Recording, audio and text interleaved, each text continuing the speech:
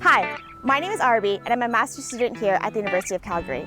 I'm here today to talk to you about waste, zero waste, and what you can do to help us reach our zero waste goals. The world generates a lot of waste, about 2.1 billion tons every year. Each Canadian produces 2.7 kilograms of waste each day. All this waste generates greenhouse gas emissions and contaminates our water and soil. We literally end up eating our own waste.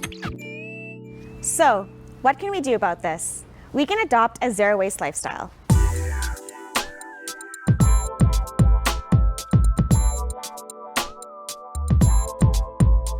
The University of Calgary is doing this by becoming a zero waste campus, and part of our waste produced is from students and residents.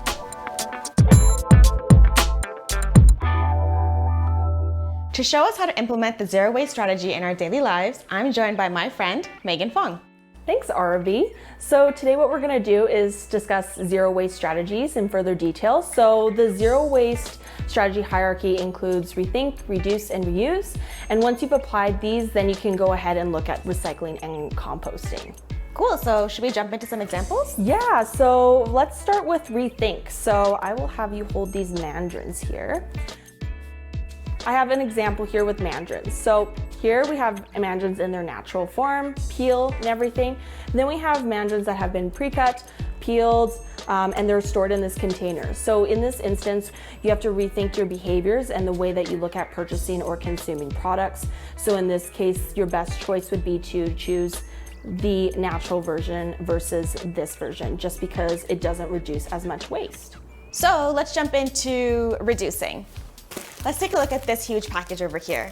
This is a package full of paper towels that's wrapped in a plastic wrapping, and every single item in here is going to go into the garbage.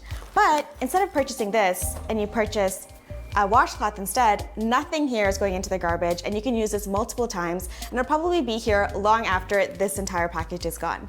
So this is another example of how you can reduce.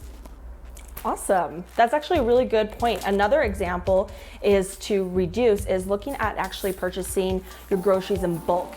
So here we have some popcorn kernels here. And so you can go to these bulk stores and you can bring in reusable bags and you can purchase items in bulk. And so basically this is reducing your waste, because rather than purchasing something in plastic, paper, where multiple items end up in the garbage, you're reducing your waste because you're going ahead and purchasing in bulk. Which kind of transitions into our whole idea here of reusing. So here what RB is holding is actually a pickle jar. So we had some pickles in here, they've been eaten. Yeah, it smells good. And so what we're gonna do here is, once you purchase items, for example, in bulk, you can go ahead, once you've cleaned your jars, and you can actually store some of your items in here so that they remain fresh and they're ready for use. So just a quick example here.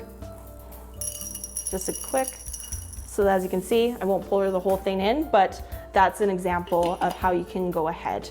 Awesome. And then lastly, we have recycle. So after you've done your rethinking, your reducing, and your reusing, we can think about recycling. So let's say you have two products over here.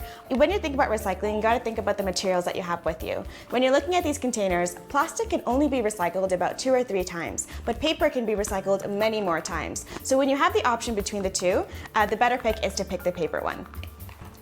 So thank you, Megan, so much for joining me today and showing everybody how we can rethink, Reduce, reuse, and recycle. Rethink.